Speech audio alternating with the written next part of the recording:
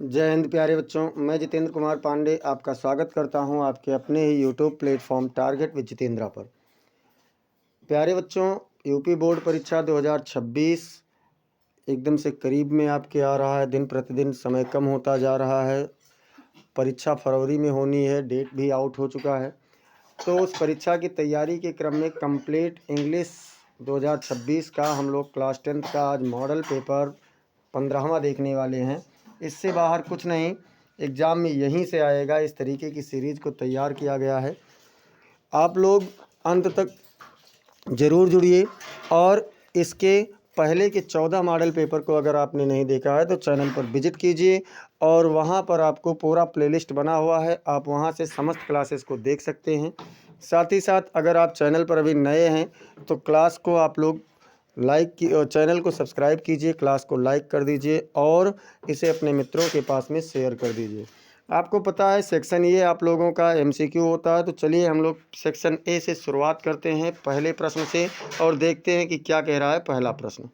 क्यों होता है, मल्टीपल चॉइस क्वेश्चन होता है और उसके बाद के प्रश्न आप लोगों के जो होते हैं वो वर्णनात्मक होते हैं, डिस्क्रिप्टिव होते हैं।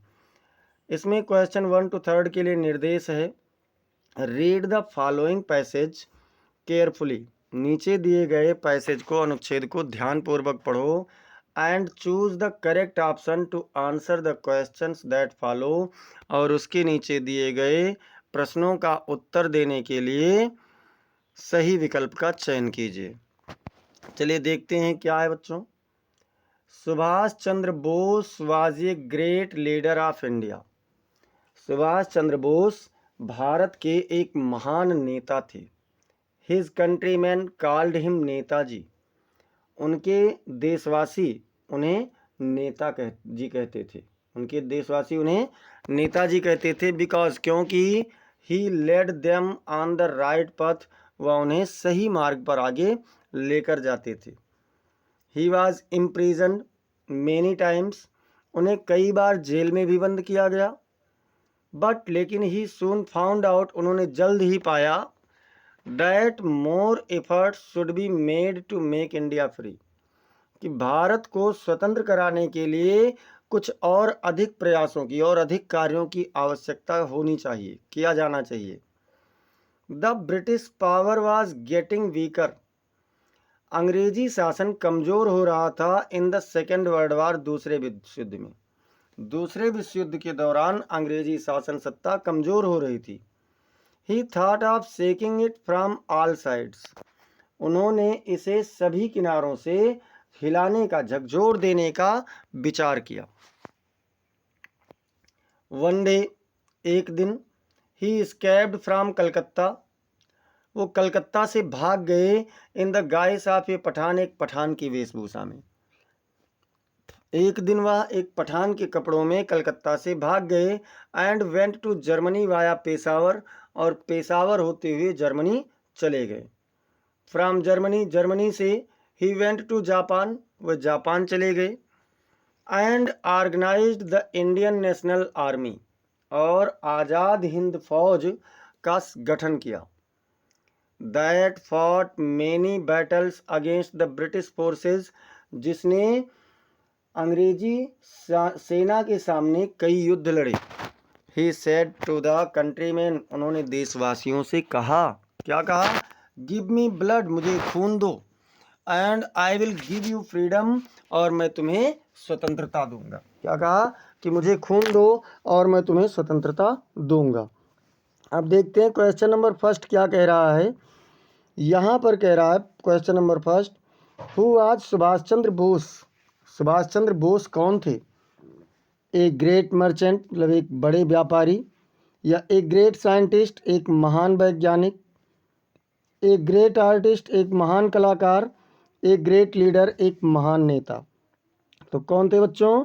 एक ग्रेट लीडर थे, एक महान नेता थे। डी वाला विकल्प आपका सही आंसर हो जाएगा। क्वेश्चन नंबर 2 कह रहा है कि Indian National Army was organized by. भारतीय राष्ट्रीय संगठन सेना यानी कि आज़ाद हिंद फौज का संगठन किया गया था। किसके द्वारा किया गया था? सरदार पटेल के द्वारा। या जवाहरलाल नेहरू के द्वारा, या सुभाष चंद्र बोस के द्वारा, या फिर नन ऑफ दीज, मतलब इनमें से कोई नहीं।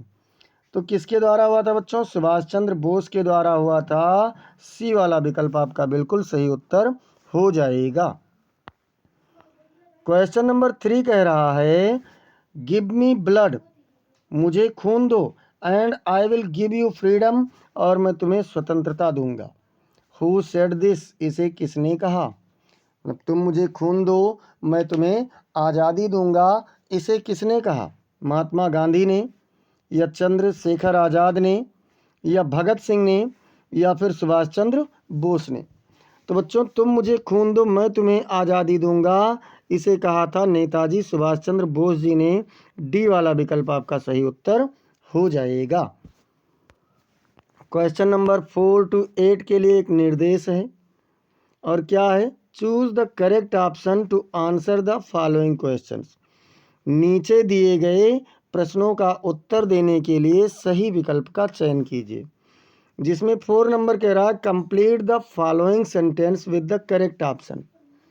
कंप्लीट द फॉलोइंग सेंटेंस मतलब नीचे दिए गए वाक्य को पूरा कीजिए विथ द करेक्ट ऑप्शन, मतलब सही विकल्प के साथ। सही विकल्प के साथ नीचे दिए गए वाक्य को पूरा कीजिए। चलिए वाक्य देखते हैं क्या है। ही है, डॉट डॉट है, दियर विथ हिज फ्रेंड। अब इसमें क्या होगा? विल गो होगा, या हैड गॉन होगा, या वेंट होगा, या फिर all options A B and C सभी करेक्ट हैं। तो बच्चों देखिए, अगर हम विल गो रखते हैं तो he will go with his friends, go there with his friends, वह वहाँ अपने मित्र के साथ जाएगा। अगर हम हैड गॉन रखते हैं तो वह वहाँ अपने मित्र के साथ गया था, और वेंट कर दें तो गया हो जाएगा। यानी तीनों ऑप्शन से हमारे वाक्य का सेंस कंप्लीट मिल रहा है, इसलिए डी वाला विकल्प आपका सही आंसर हो जाएगा। अब देखते हैं क्वेश्चन नंबर 5। क्वेश्चन नंबर 5 कह रहा है if you do not want anything more, यदि तुम कुछ और अधिक नहीं चाहते हो। यू आर तो तुम हो, क्या हो? सेटिस्फाइंग मतलब संतुष्ट हो रहे हो, या फिर सेटिस्फैक्ट्री मतलब संतुष्ट हो गए हो, या फिर सेटिस्फाइड मतलब संतुष्ट हो गए, या डिससेटिस्फाइड। तो संतुष्टि है आपके अंदर, संतोष है, सेटिस्फैक्ट्री नाउन फॉर्म लिया जाएगा। बी वाला विकल्प आपका सही आंसर हो जाएगा। क्वेश्चन नंबर 6 कह रहा है बच्चों कि rearrange the following word clusters to make a meaningful sentence. मतलब नीचे दिए गए शब्द समूहों को पुनः एक अर्थपूर्ण वाक्य बनाने के लिए व्यवस्थित कीजिए। अब वाक्य के जो शब्द समूह है वो क्या है? ए डीप है, वी है, हैव है, शुड है, अवर है, फॉर है, लव है, और कंट्री है। तो देखिए सब्जेक्ट के रूप में वी है, तो जहाँ वी हो उसी को रोकिए सब्जेक्ट के स्थान पर, बाकी तो सब अपने आप गलत हो गए। अब देखो वी है तो वी के बाद में हेल्पिंग वर्ब शुड आना चाहिए, सही है। हैव होना चाहिए, फिर a deep love for our country, नहीं हमारे पास अपने देश के लिए एक गहरा प्रेम होना चाहिए, भारी प्रेम होना चाहिए। ये आप लोगों का बन गया। अब इसके बाद में देखते हैं क्वेश्चन नंबर 7। क्वेश्चन नंबर 7 क्या कह रहा है बच्चों?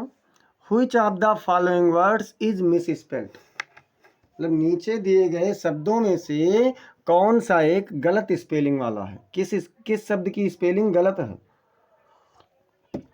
अचीव है, या फिर बिलीव है, या फिर रिसीव है, या डिसीव है। तो मैं आपको बता दूं, यदि शब्द में कहीं आई ई आते हैं तो आई और ई इस क्रम में होता है, लेकिन जब ये सी के बाद में आते हैं तो ई आई हो जाते हैं। जैसा कि आप डिसीव में देख रहे हैं, ये सही है, लेकिन रिसीव में आई ई है और इसी की स्पेलिंग गलत है, ई के बाद आई होना चाहिए।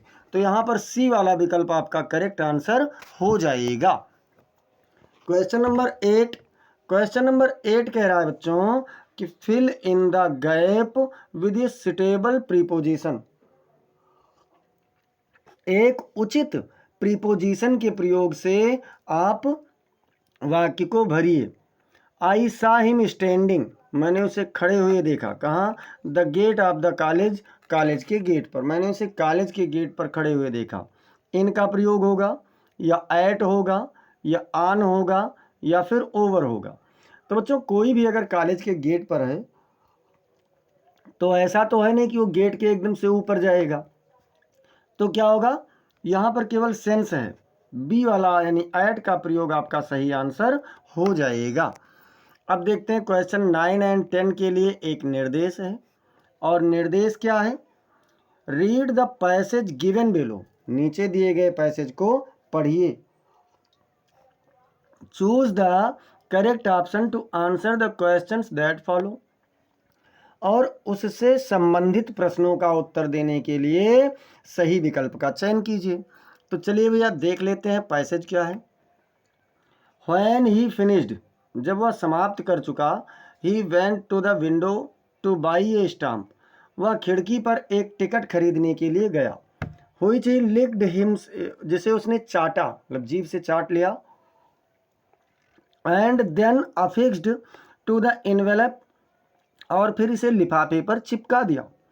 With a blow of his fist, अपने मुक्के के एक प्रहार से, और फिर इसे अपने मुक्के के एक प्रहार से किस पर चिपका दिया, लिफाफे पर। द मोमेंट मतलब वह क्षण, the letter fell into the mail box, जब पत्र पेटी में गिरा, वह क्षण जब पत्र पेटी में गिरा। The postmaster went to open it, डाक बाबू इसे खोलने के लिए गया। इट सेड, इसने कहा, क्या कहा, गॉड ऑफ द मनी, यानी हे ईश्वर वह रुपए दैट आई आस्क्ड फॉर, जिसकी मैंने मांग की थी। ओनली 70 पेजेस रीच्ड मी, केवल 70 पेजेस मेरे पास पहुंचे हैं। सेंड मी द रेस्ट, मुझे बाकी रुपए भी भेज दीजिए। Since I need it very much, क्योंकि मुझे इसकी बहुत अधिक आवश्यकता है। आशा है समझ गए होंगे कि कौन से पाठ का है। एक बार सभी लोग कमेंट सेक्शन में अपना राय दीजिए कि ये कौन से पाठ का है। क्वेश्चन नंबर 9 कह रहा है बच्चों कि the moment the letter fell into the mail box, वह क्षण जब पत्र पेटी में गिरा। Who went to open it, तो इसे खोलने के लिए कौन गया, द क्लर्क या फिर द पोस्टमैन या फिर द पोस्टमास्टर या फिर नन ऑफ दीज। तो कौन गया था बच्चों पत्र पेटी को खोलने के लिए, तो पत्र पेटी को खोलने के लिए पोस्टमास्टर स्वयं गया था, यानी कि सी वाला विकल्प आपका बिल्कुल सही उत्तर हो जाएगा। क्वेश्चन नंबर 10 कह रहा है how much money did Lencho get, भैया लेंचो ने कितने रुपए पाए थे, 30 पेजेस या 50 पेजेस या 80 पेजेस या फिर 70 पेजेस। लेंचो ने मांग किया था 100 पेजेस का, और पाया कितना था, तो पाया था केवल और केवल 70 पेजेस, यानी कि डी वाला विकल्प आपका सही आंसर। क्वेश्चन नंबर 11 to 13 कह रहा है choose the correct option to answer the following questions, नीचे दिए गए प्रश्नों का उत्तर देने के लिए सही विकल्प का चयन कीजिए। अब यहाँ कह रहा है कि democratic elections where held in south Africa, दक्षिण अफ्रीका में लोकतांत्रिक चुनाव आयोजित किए गए इन क्लब में, and Nelson Mandela became the first black president of a new nation, और नेल्सन मंडेला एक नए राष्ट्र के पहले राष्ट्रपति, काले राष्ट्रपति बने। कब चुनाव हुआ था बच्चों दक्षिण अफ्रीका में, 1990 में या 1984 में या 1950 में या फिर 1994 में। तो कब हुआ था, तो चुनाव हुआ था 1994 में। डी वाला विकल्प आपका बिल्कुल सही ऑप्शन हो जाएगा। क्वेश्चन नंबर 12, क्वेश्चन नंबर 12 क्या कह रहा है, वल्ली वाजी, वल्ली थी ईयर ओल्ड गर्ल, कितने साल की थी वल्ली, 7 ईयर या फिर 10 ईयर या फिर 12 ईयर या फिर 8 ईयर। तो वल्ली कितने वर्ष की थी बच्चों, वल्ली 8 वर्ष की थी। डी वाला विकल्प आपका सही ऑप्शन हो जाएगा। इसके बाद में क्वेश्चन नंबर 13 देखते हैं क्या कह रहा है।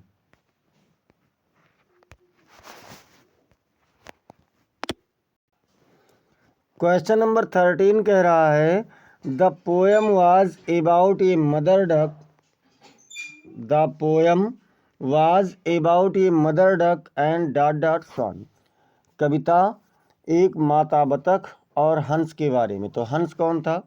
ए सिस्टर था, या ए ब्रदर था, या ए फादर, या फिर ए फ्रेंड? तो क्या होगा बच्चों?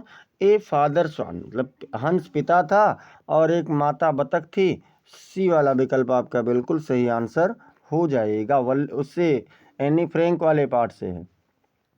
अब क्वेश्चन नंबर 14 एंड 15 के लिए कह रहा है रीड द गिवन एक्सट्रैक्ट, नीचे दिए गए अंश को पढ़िए and choose the correct option to answer the following questions, और उसके नीचे दिए गए प्रश्नों का उत्तर देने के लिए सही विकल्प का चयन कीजिए। सम से the world will and in fire, कुछ लोग कहते हैं कि संसार का अंत आग में होगा। सम से इन आइस, कुछ कहते हैं कि बर्फ में होगा। From what I have tested of desire, जिससे मैंने परीक्षित किया है, जांच किया है, इच्छा का है वो। आई होल्ड विद दोज मैं उनके साथ हूँ, हु फेवर फायर, जो आग के पक्ष में है, मैं उनके साथ में हूँ। क्वेश्चन नंबर 14 देखते हैं क्या कह रहा है बच्चों। सम पीपुल से, कुछ लोग कहते हैं that the world will and in, कि मतलब संसार का अंत होगा, किसमें होगा? सी में, या फिर स्मोक, या फायर, या स्टोन्स। तो किस में होगा बच्चों? फायर में होगा। सी वाला विकल्प आपका बिल्कुल सही ऑप्शन हो जाएगा। क्वेश्चन नंबर 15 कह रहा है what do you mean by hold dear here, यहाँ पर आप होल्ड शब्द का अर्थ क्या समझते हैं? कंफर्ट होगा, या डिज़ायर होगा, या लाफ होगा, या सपोर्ट होगा? तो यहाँ पर बच्चों होल्ड का देखिए, कंफर्ट मतलब आराम, डिज़ायर माने इच्छा, लाफ माने हंसना, और सपोर्ट का मतलब मदद हो जाएगा या पक्ष हो जाएगा। इसलिए आपका डी वाला विकल्प बिल्कुल सही ऑप्शन हो जाएगा। क्वेश्चन नंबर 16 टू 20 के लिए आपको ऑप्शन दे रहा है choose the correct option to answer the following questions, नीचे दिए गए प्रश्नों का उत्तर देने के लिए सही विकल्प का चयन कीजिए। और क्या है तो देखते हैं। क्वेश्चन नंबर 16 नंबर कह रहा है व्हेन द थीफ एवॉक, जब चोर जागा, द नेक्स्ट मॉर्निंग, अगली सुबह, ही फाउंड, उसने पाया, क्या पाया? Anil had left him, Anil ने उसे छोड़ दिया था, या Anil had cheated him, Anil ने उसे धोखा दिया था, या Anil had made the T, Anil ने चाय बना लिया था, या अनिल वाज स्लीपिंग, अनिल सो रहा था। तो बच्चों क्या हुआ था? जब अगली सुबह चोर जागा था तो उसने देखा था कि अनिल चाय बना चुका था। सी वाला विकल्प आपका बिल्कुल सही ऑप्शन हो जाएगा। क्वेश्चन नंबर 17 कह रहा है at Harvard medical school, Harvard medical school में Richard Ebright began experiments, Richard Ebright ने प्रयोग करना शुरू कर दिया। बिकॉज ही वांटेड, क्योंकि वह चाहता था, क्या चाहता था? टू सेव अदर्स लाइफ, मतलब दूसरों का जीवन बचाना, या टू सेव हिज लाइफ, अपना जीवन बचाना, या फिर टू प्रूव द रिएक्शन, मतलब उस अभिक्रिया का परीक्षण करना, या टू टेस्ट हिज थ्योरी, मतलब अपने सिद्धांत का परीक्षण करना। तो बच्चों वह अपने सिद्धांत का जांच करना चाहता था, इसलिए उसने प्रयोग शुरू किया था। डी वाला विकल्प आपका बिल्कुल सही ऑप्शन हो जाएगा।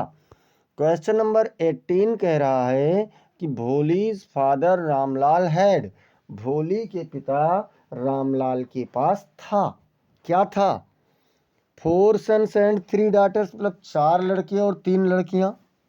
2 सन्स एंड 5 डाटर्स, 2 लड़के और 5 लड़कियां। या फिर 5 सन्स एंड 2 डाटर्स, 5 लड़के और 2 लड़कियां।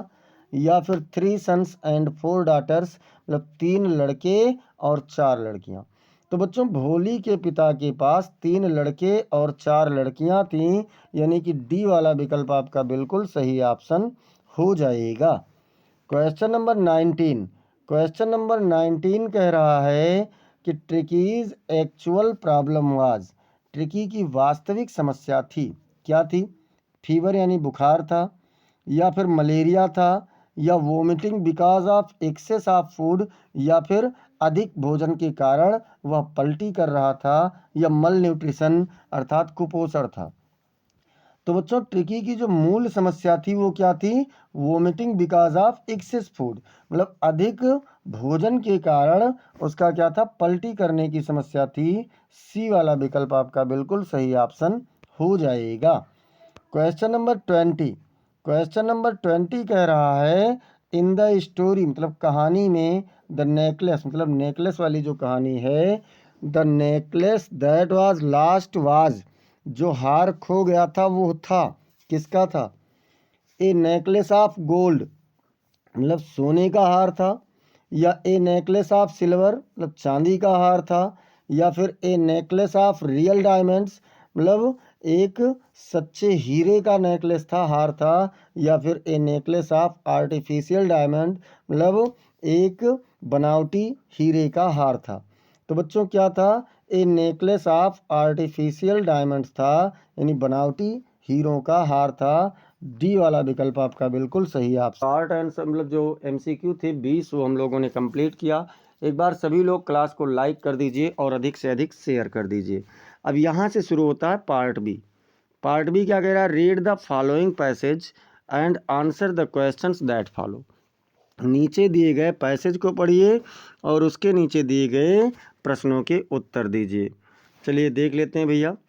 It is our duty to obey our parents, मतलब अपने माता पिता का आज्ञा मानना हमारा कर्तव्य है। इट मीन्स, इसका मतलब है that we should do always, कि हमें सदैव वही करना चाहिए what they tell us to do, जो वह हमें करने के लिए बताते हैं। All that we have is given to us by our parents, ये जो कुछ भी हमारे पास है वो हमें हमारे माता पिता के द्वारा ही दिया गया है। They tend us when we are too young, उन्होंने हमारा पालन पोषण किया जब हम बहुत छोटे थे। To do anything for our self, हमारे लिए वो कुछ भी करने के लिए तैयार होते थे। दे कीप ये watch over us in time of sickness, उन्होंने बीमारी के समय हमारी पूरी देखभाल की। प्रोवाइड फॉर आवर अम्यूजमेंट्स, हमारी प्रसन्नताओं के लिए, खुशियों के लिए उन्होंने बहुत कुछ चीज़ें प्रदान की। टीच अस रिलीजन, हमें धर्म सिखाया। And guard us from evil influences, और बुरे प्रभावों से हमें, हमारी सुरक्षा की या हमें बचाया।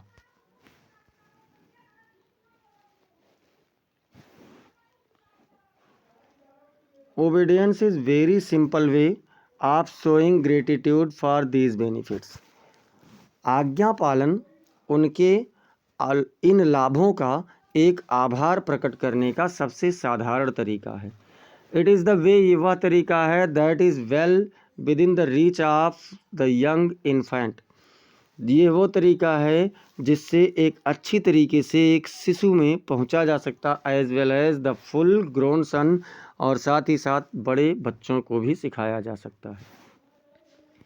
अब ए नंबर क्वेश्चन कह रहा है why should we obey our parents, हमें हमारे माता पिता का कहना क्यों मानना चाहिए।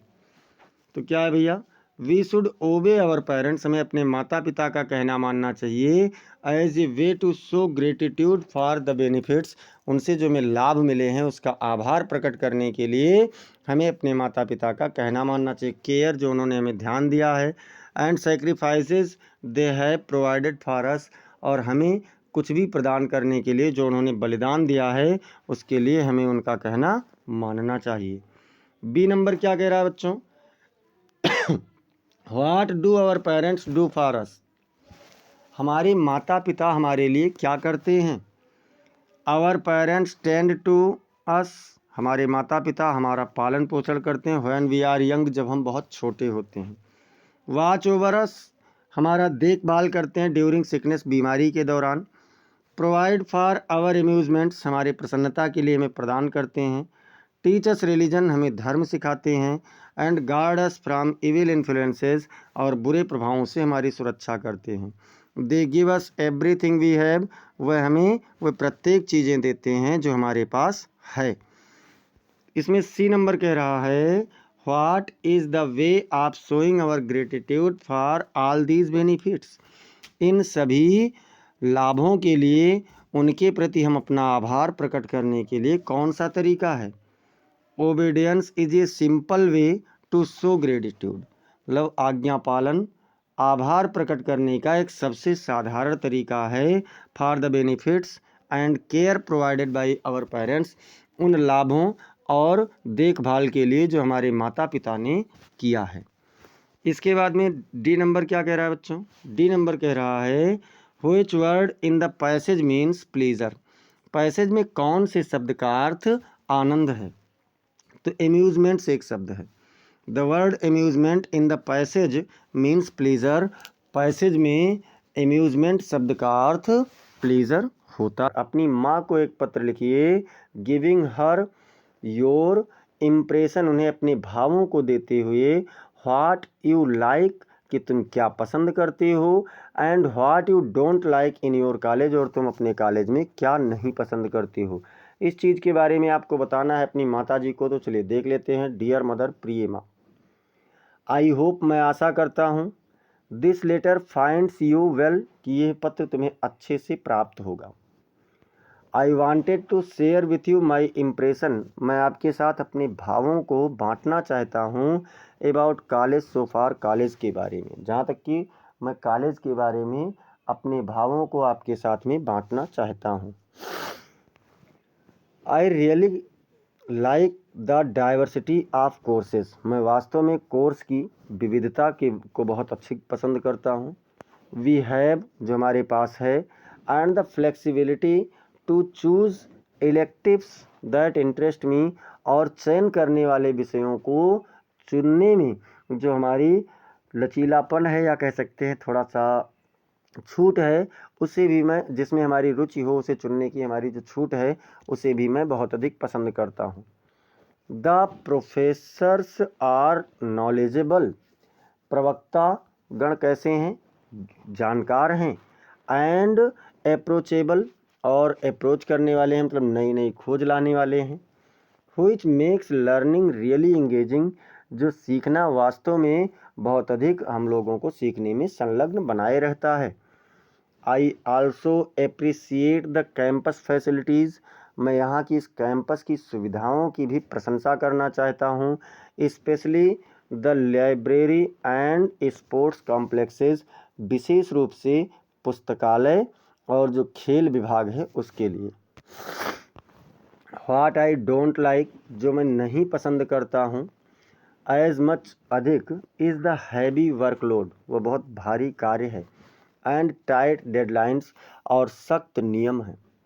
समटाइम्स, कभी कभी, इट फील्स, ऐसा ओवरवेलमिंग, ये हमें भाव विभोर महसूस कराता है। एंड आई विश, और मैं चाहता हूँ, there were more resources for managing stress, कि इस चिंता को नियंत्रित करने के लिए अधिक संसाधन हों। Also I find some of the administrative processes, इसमें मैं कुछ प्रशासनिक प्रक्रिया को पाता हूँ, a bit bureaucratic and frustrating, मतलब जैसे थोड़ा सा आधिकारिक और निराशाजनक मैं पाता हूँ।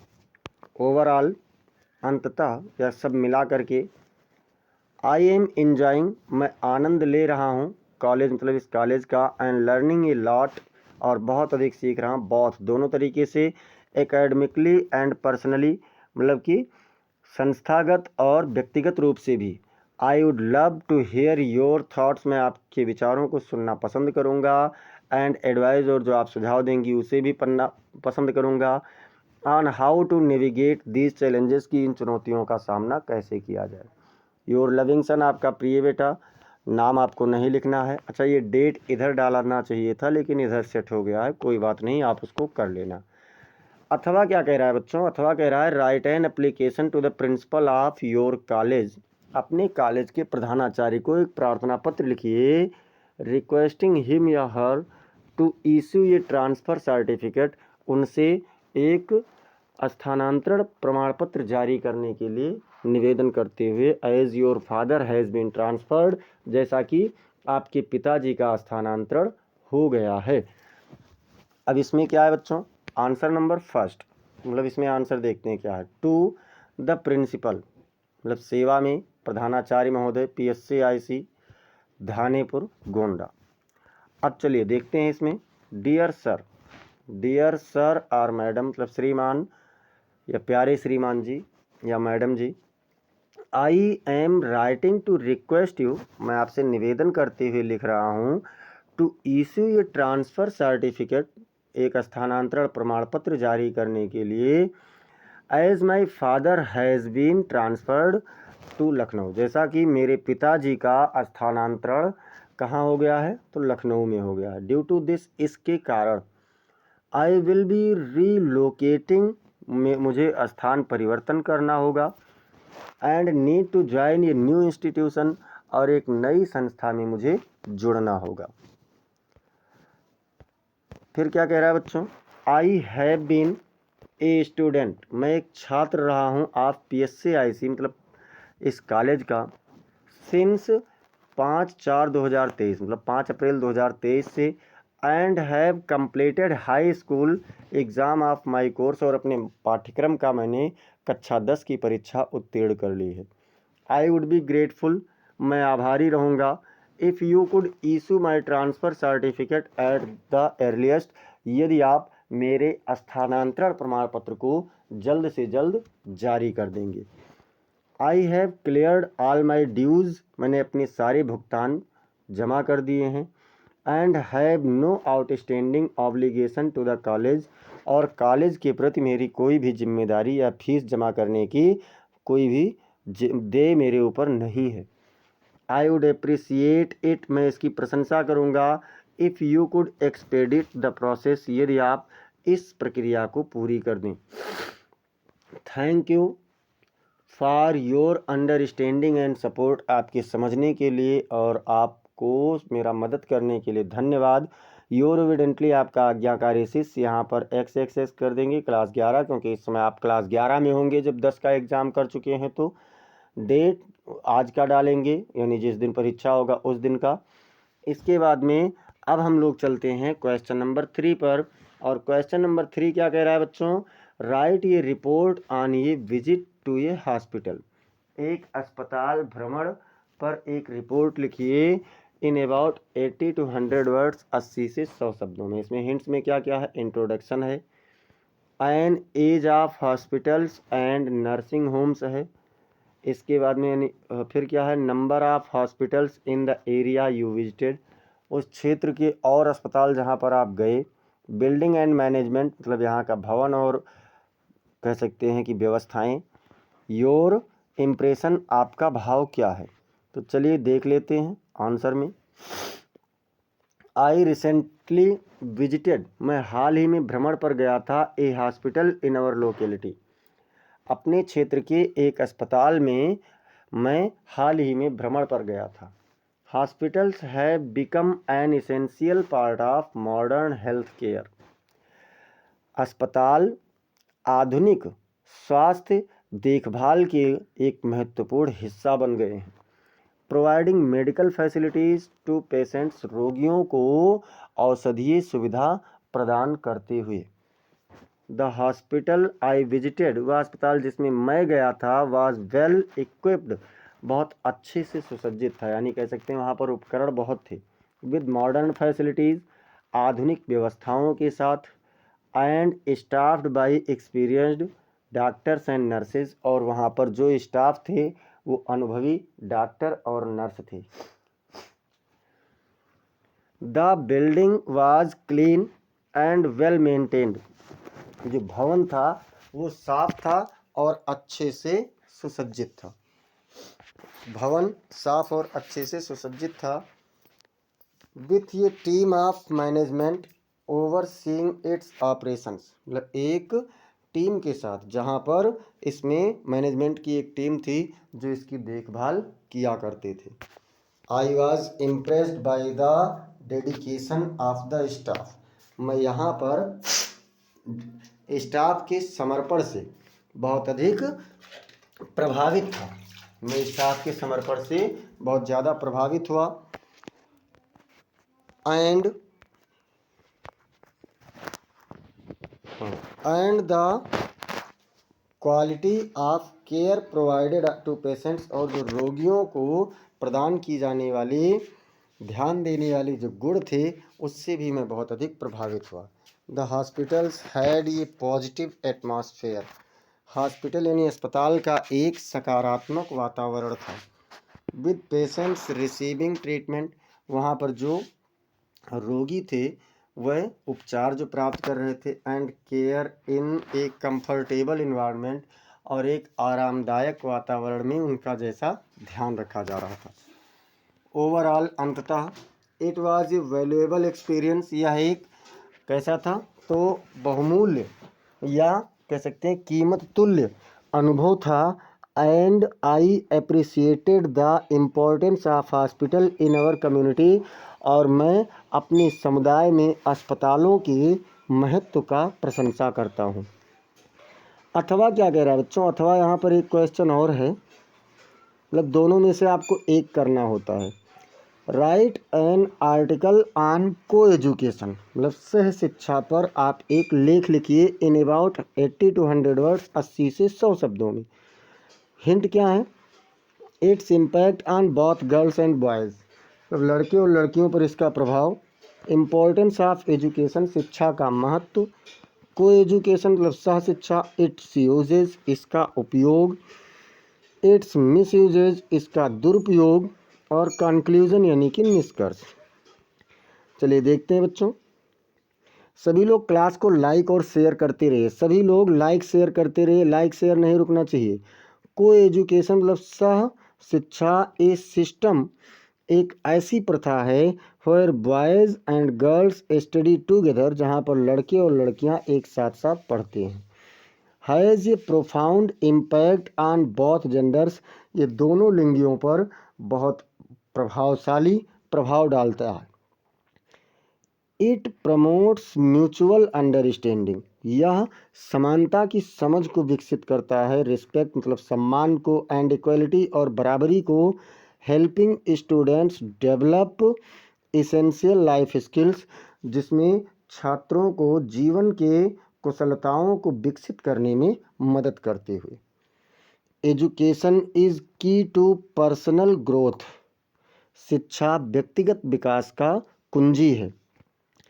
एंड को एजुकेशन फॉस्टर्स हेल्थी कंपटीशन, और जो सह शिक्षा है यह स्वस्थ प्रतिस्पर्धा, सोशलाइजेशन मतलब सामाजिकता, एंड इमोशनल इंटेलिजेंस और भावनात्मक बुद्धि का विकास करती है, उसे निर्माण करती है। The benefits of coeducation include, सह शिक्षा के लाभ सम्मिलित हैं। Developing communication skills and breaking stereotypes. Stereotypes क्या कहे कि मतलब संचार कुशलता का विकास करते हैं, और जो पूर्वाग्रह है यानी संकीर्ण विचारधारा या पूर्व की मानसिकताएं उनको तोड़ते हैं। Preparing students for a diverse workforce and society, छात्रों को विविध प्रकार के कर्मचारी के रूप में और समाज के लिए तैयार करना। इनकरेजिंग टीम वर्क, मतलब टीम वर्क समूह कार्य के लिए उन्हें प्रोत्साहित करना। कोलाबोरेशन एंड एम्पैथी, मतलब जो रिक्तता है उसको पूरा करने के लिए और सहयोगात्मक भावना का विकास करना। प्रोमोटिंग जेंडर इक्वलिटी, मतलब लैंगिक समानता को विकसित करना। एंड चैलेंजिंग ट्रेडिशनल रोल्स, और पारंपरिक भूमिका को चुनौती देना। हाउएवर, जैसा कि पोटेंशियल मिसयूजेज लाइक डिस्ट्रैक्शन, मतलब महत्वपूर्ण इसका दुरुपयोग भी है, जैसे कि ध्यान भटकना। अनइक्वल ट्रीटमेंट मतलब असमान व्यवहार। एंड सोशल प्रेशर कैन आकर, और सामाजिक तनाव भी या दबाव भी घटित हो सकते हैं। इफ़ नॉट मैनेज्ड प्रॉपरली, यदि उचित रूप से इसे नहीं मैनेज किया जाए। Effective implementation and supportive environment, मतलब प्रभावशाली नियमावली और मददगार वातावरण are crucial to maximising the benefits of coeducation, सह शिक्षा के लाभों को विस्तृत करने में बहुत अधिक उपयोगी हैं। इन कंक्लूजन मतलब निष्कर्ष स्वरूप, को education is a valuable system, मतलब सहशिक्षा एक बहुमूल्य प्रथा है दैट व्हेन इम्प्लीमेंटेड इफेक्टली, जिसे प्रभावशाली तरीके से लागू किया जाता है, प्रमोट्स ए बैलेंस्ड इंक्लूसिव, मतलब एक संतुलित, सम्मिलित एंड प्रोग्रेसिव लर्निंग, और विकासशील सीखने की प्रक्रिया, लर्निंग एनवायरनमेंट मतलब सीखने के वातावरण को तैयार करती है। Preparing students for success in all aspects of life, जीवन के सभी कार्यों में छात्रों को वाला सेक्शन। तो आप लोग एक बार सभी लोग क्लास को शेयर कर दीजिए अपने मित्रों के पास। इस समय बहुत कम बच्चे जुड़ रहे हैं तो थोड़ा सा मज़ा कम आ रहा है। ज़्यादा से ज़्यादा लोग जुड़िए तभी मज़ा आएगा। और आपके पास समय भी बहुत कम बचा है, आप जितने अच्छे से पढ़ेंगे उतना ही अच्छा लगेगा।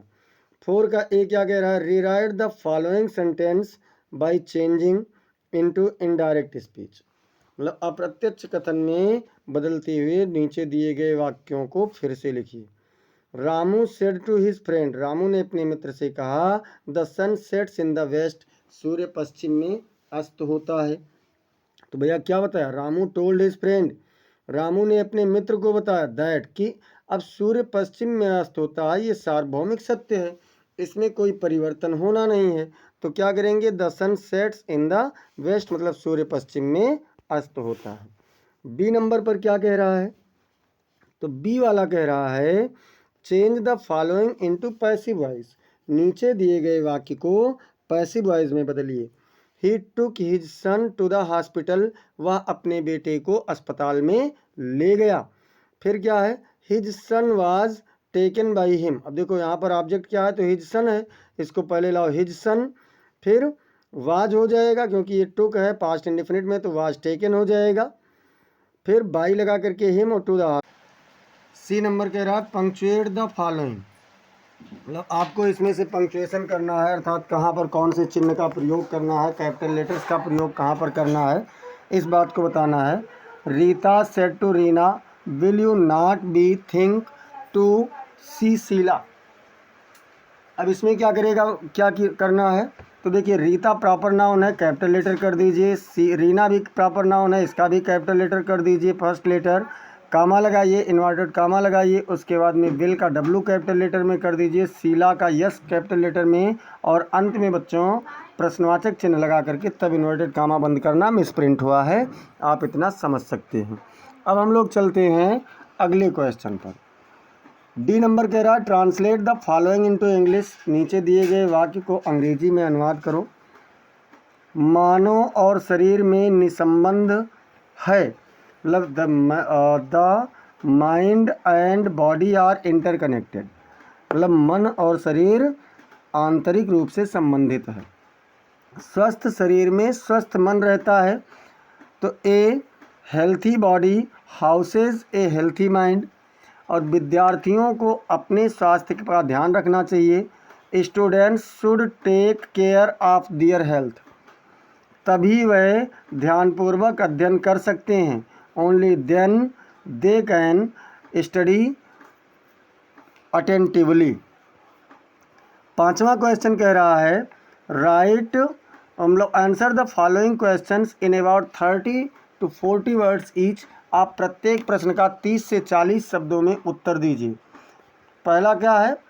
What were Lencho's feelings when the hail stopped, जब ओले रुके तो लेंचो की भावनाएं क्या थीं? Lencho's feelings when the hail stopped were sadness despair and worry, जब ओले रुके तो लेंचो की भावनाएं दुख, निराशा और चिंता से भरी हुई थी। ही वॉज सैटर्ड, वह डरा हुआ था, भयभीत था। Seeing a bleak future for himself and his family, अपने और अपने परिवार के लिए एक खाली भविष्य देख करके वह भयभीत था। Worried about lack of food, भोजन की कमी के कारण चिंतित था। फॉर द कमिंग ईयर, आने वाले वर्ष में भोजन की कमी के कारण वह चिंतित था। And fearing hunger and poverty, और गरीबी और भूख के डर से भी चिंतित था, भयभीत था। अथवा क्या कह रहा है? Why according to Mandela oppressor must be liberated. Mandela के अनुसार शोषक को क्यों स्वतंत्र किया जाना चाहिए। According to Mandela the oppressor must be liberated. Mandela के अनुसार शोषक को स्वतंत्र किया जाना चाहिए because they are trapped in हेटेड प्रिजुडिस एंड नैरो माइंडेडनेस। क्योंकि वह नफरत, पूर्वाग्रह और संकीर्ण मानसिकता में क्या होते हैं तो जकड़े होते हैं। Restricting their humanity and freedom, अपनी मानवता और स्वतंत्रता को रोकते हुए, बंद किए हुए। Liberation is incomplete without freeing both the oppressor and oppressed. स्वतंत्रता बिना शोषक और शोषित को स्वतंत्र किए हुए अधूरी है। प्रमोटिंग रिकॉन्सिलेशन एंड हीलिंग, मतलब इसका उपचार और पुनर्विचार की आवश्यकता को देखते हुए। बी नंबर क्या कह रहा है। What we are Anne's feeling about having a diary. Diary रखने के बारे में एनी की क्या भावनाएं थी। Anne felt extremely happy and excited. Anne ने बहुत अधिक खुश और उत्तेजक महसूस किया अबाउट हैविंग ए डायरी, एक डायरी रखने के बारे में। Calling it her best friend, इसे अपने सबसे अच्छी सहेली कहते हुए। एंड कॉन्फिडेंट, और आत्मविश्वास कहते हुए। She was thrilled to pour her heart out, वो अपने दिल की समस्त भावनाओं को प्रकट करने के लिए बहुत अधिक उत्सुक थी। एक्सप्रेसिंग हर थॉट्स, अपने विचारों को प्रदर्शित करते। फीलिंग्स, एहसासों को। एंड एक्सपीरियंसेस, और अनुभवों को। Feeling relieved and comforted sharing her secrets, अपने सीक्रेट अर्थात अपने रहस्यों को प्रकट करने में थोड़ा सा वह क्या थी, विद द डायरी, डायरी के साथ करने में अपने आप को आराम महसूस करती थी। Treating it like a trusted companion, इसे एक भरोसेमंद साथी के समान इस पर व्यवहार करती थी। अथवा कह रहा है बच्चों, why did Valli not like to be called a child. Valli एक बच्ची क्यों नहीं कही जानी चाहती थी। Valli did not like to be called a child, Valli एक बच्ची नहीं कहलाना चाहती थी बिकॉज, क्योंकि she wanted to be treated as a grown up, वह एक बड़े व्यक्ति के समान व्यवहार की जानी चाहती थी। Having developed a sense of maturity and independence, जो एक परिपक्वता और स्वतंत्रता की समझ को विकसित करना चाहती थी। And wanting respect and recognisation of her autonomy, और अपने मालिकाना हक का वह सम्मान और पहचान चाहती थी। फीलिंग एनाइड, क्रोधित महसूस करती थी। When others did not acknowledge her self sufficiency, जब अन्य लोग उसके आत्मनिर्भर। छठवां क्वेश्चन कह रहा है, answer any one of the following in about 60 words, किसी भी एक का आप लगभग 60 शब्दों में उत्तर दीजिए। What is the story about the Kodavu peoples descent. Kodavu लोगों के आने की, यानी कह सकते हैं कि यहाँ पर बसने की कौन सी कहानी है, क्या कहानी है, तो भैया देख लेते हैं। द कोडाऊ पीपुल, मतलब जो कोडाऊ लोग हैं, are believed to be of mixed descent, अलग अलग जगह से आए हुए या मिश्रित आए हुए प्रतीत होते हैं। पॉसिबली ग्रीक और अरेबिक, जिसमें संभवतः यूनानी या फिर अरब के निवासी माने जाते हैं। इसके बाद में क्या बच्चों, अकॉर्डिंग टू लीजेंड, मतलब कहानी के अनुसार, a part of Alexander's great's army, Alexander की महान की सिकंदर महान की सेना का एक हिस्सा मूव्ड साउथ, मतलब दक्षिण की ओर चला गया था। एलॉन्ग द कोस्ट, समुद्र तट के किनारे किनारे। एंड सेटल्ड इन कोडागू, और कोडागू में उपस्थित हो गया था, व्यवस्थित हो गया था। मैरिंग एमॉन्गेस्ट द लोकल्स, जो स्थानीय लोगों से शादी करते हुए हो गया था। दियर मार्शियल ट्रेडिशन, उनकी लड़ाकू प्रवृत्ति। डिस्टिंक्ट कॉस्ट्यूम्स, भिन्न वेशभूषा।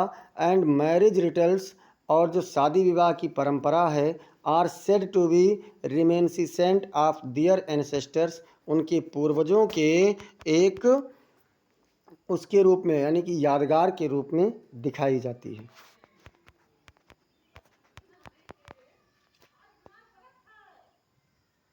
द हाँ, 1 मिनट। द कोडाऊज एटायर, मतलब जो कोडाओं का आमंत्रण है, आना है। सच एज द कूफिया, मतलब उनकी जो वेशभूषा जैसे कि कूफिया है। रिसेंबल्स द अरब्स कूफिया, अरब की कूफिया जैसा प्रतीत होता है। Supporting the theory of Arab origin, जो अरब से आए हुए सिद्धांत का उनमें मदद करता है। फिर क्या है? व्हाट डज, मतलब बी वाला है। व्हाट डज किसा गौतमी आस्क फॉर, किसा गौतमी किस बारे में कहती है? When she goes from house to house after the death of her son, जब वह अपने बेटे की मृत्यु के बाद एक घर से दूसरे घर तक जाती है। तो व्हेन किसा गौतमी सन डाइड, जब किसा गौतमी का बेटा मर गया। She went from house to house, वह एक घर से दूसरे घर गई। आस्किंग फॉर मेडिसिन, दवाओं की मांग करते हुए। टू क्योर हर चाइल्ड, अपने बच्चे के उपचार के लिए। हाउएवर, जैसा कि after speaking with the Buddha, Buddha के साथ बातचीत करने के बाद। She went from house to house asking for a handful of mustard seeds, वह बुद्ध के एक घर से दूसरे घर तक सरसों के बीज मांगती हुए गई थी। फ्राम ए हाउस, एक घर से। Where no one had died, जहाँ कोई ना मरा हो। She couldn't find such a house, वह ऐसा कोई भी घर नहीं पा सकी। As every household had experienced death, क्योंकि प्रत्येक घर ने एक मृत्यु का अनुभव किया था। अब इसके बाद हम लोग चलते हैं क्वेश्चन नंबर 7 पर। उससे पहले आप सभी लोग क्लास को जोरदार तरीके से शेयर कर दीजिए और लाइक भी करते रहिए। क्वेश्चन नंबर 7 क्या कह रहा है, चलिए देख लेते हैं। तो क्वेश्चन नंबर 7 कह रहा है, how does the fog comes, कोहरा कैसे आता है। As it is described in the poem fog, जैसा कि ये है फॉग यानी कोहरा नामक कविता में इसका वर्णन किया गया है। तो the fog comes on little cat feet, कोहरा एक छोटी बिल्ली के पैरों पर आता है। Signifying its silent and stealthy approach, मतलब इसके चुपके से और धीमे धीमे बढ़त का महत्व प्रतीक दिखाता है। इट अराइव्स क्वाइटली, ये चुपके से पहुंचता है। मच लाइक, ये कैट एक बिल्ली के समान। And envelops the city and harbour, और शहर और समुद्र तट को ढक लेता है। विदाउट वार्निंग, बिना किसी चेतावनी के। The fogs movement is calm, कोहरे का गति बहुत शांत है। एंड सबटेल, और कह सकते हैं एक निरंतर है। Reflecting the gentle and unobtrusive nature of a cat's footstep, जो एक साधारण और बिना किसी बाधा के बिल्ली के कदमों का आहट है, प्रकृति है, उसी को दर्शाया गया है। अथवा मान लो आप उसे नहीं कर पा रहे हैं तो इसे कर देना, right 4 lines of any poem prescribed in your syllabus, अपने पाठ्यक्रम में वर्णित किसी भी कविता का 4 लाइन वर्णन कर देना। Do not copy the lines given in the question paper, प्रश्न पत्र में दिए हुए पंक्तियों का नकल मत करना। शेयर करते रहिए। अगर सब्सक्राइब नहीं है अभी तक चैनल तो सब्सक्राइब भी कर लीजिए। Right the central idea of any one of the following poems, नीचे दिए गए कविता में से किसी एक के केंद्रीय भाव लिखिए। इन अबाउट 40 to 50 वर्ड, 40 से 50 शब्दों में।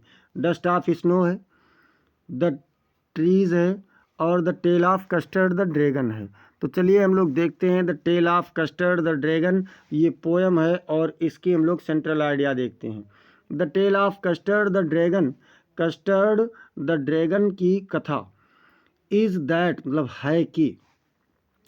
शुड नॉट जज others based on their appearance और बिहेवियर, कि किसी दूसरों को उनके शारीरिक संरचना या व्यवहार से कभी भी निर्णय नहीं लेना चाहिए। As everyone has their own unique strength, क्योंकि प्रत्येक व्यक्ति के पास अपनी खुद की विशेष क्षमता होती है, अद्भुत क्षमता होती है। एंड वीकनेस, और कमजोरी भी होती है। And even the most unlikely person or creature can prove to be brave, और यहाँ तक कि सबसे असामान्य या असाधारण व्यक्ति या जीव भी अपने आप को बहादुर सिद्ध कर सकता है। एंड हीरोइक, और नायकीय सिद्ध कर सकता है। When the situation demands it, जब स्थिति इसकी मांग करती है या स्थिति की जैसी भी आवश्यकता होती है। क्वेश्चन नंबर 29 कह रहा है बच्चों कि answer any one of the following in about 30 to 40 words, किसी भी प्रश्न का आप उत्तर मतलब किसी एक प्रश्न का उत्तर 30 से 40 शब्दों में आपको देना है। और क्वेश्चन क्या है? क्वेश्चन है कि why did Hari Singh return to Anil, Hari Singh Anil के पास क्यों लौटा?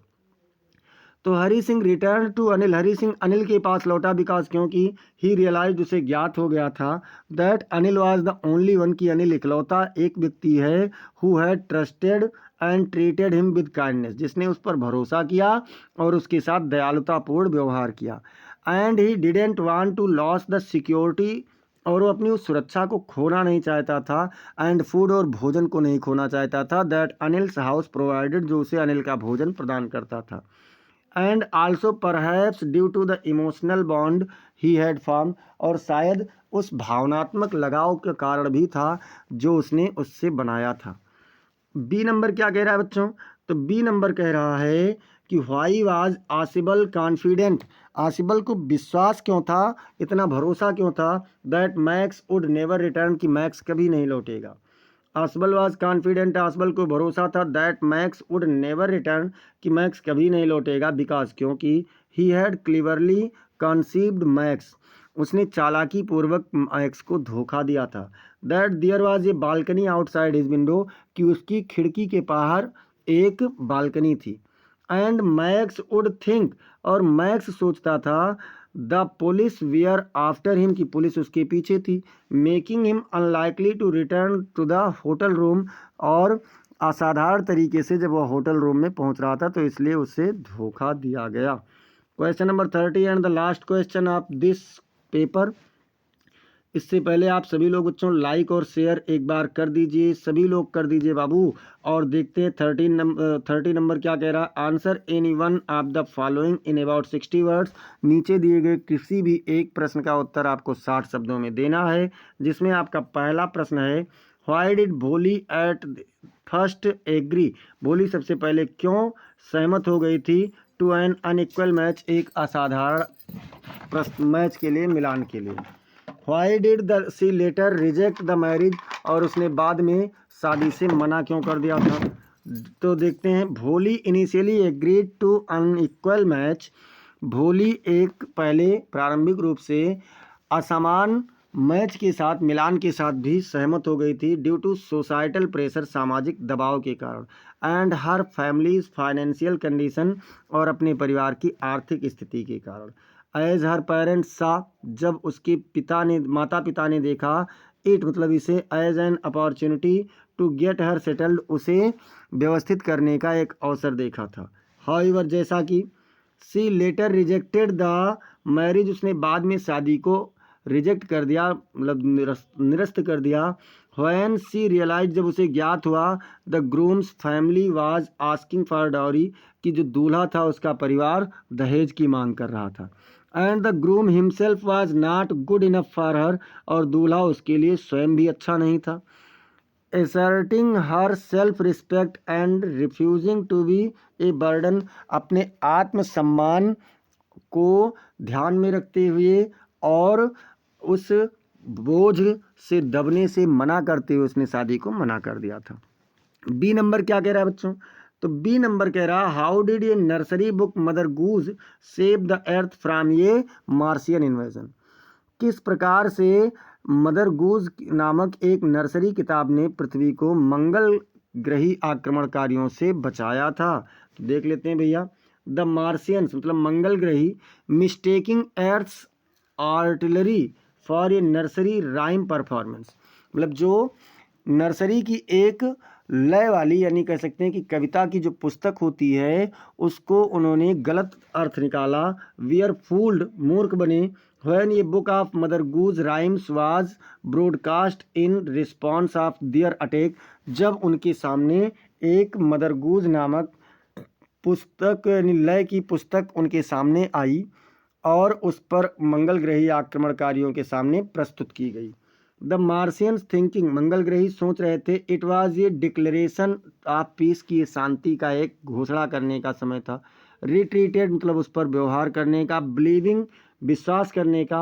अर्थ वाज टू पावरफुल, की पृथ्वी बहुत अधिक शक्तिशाली है फॉर देम, उनके लिए, टू कांकर, संघर्ष करने के लिए।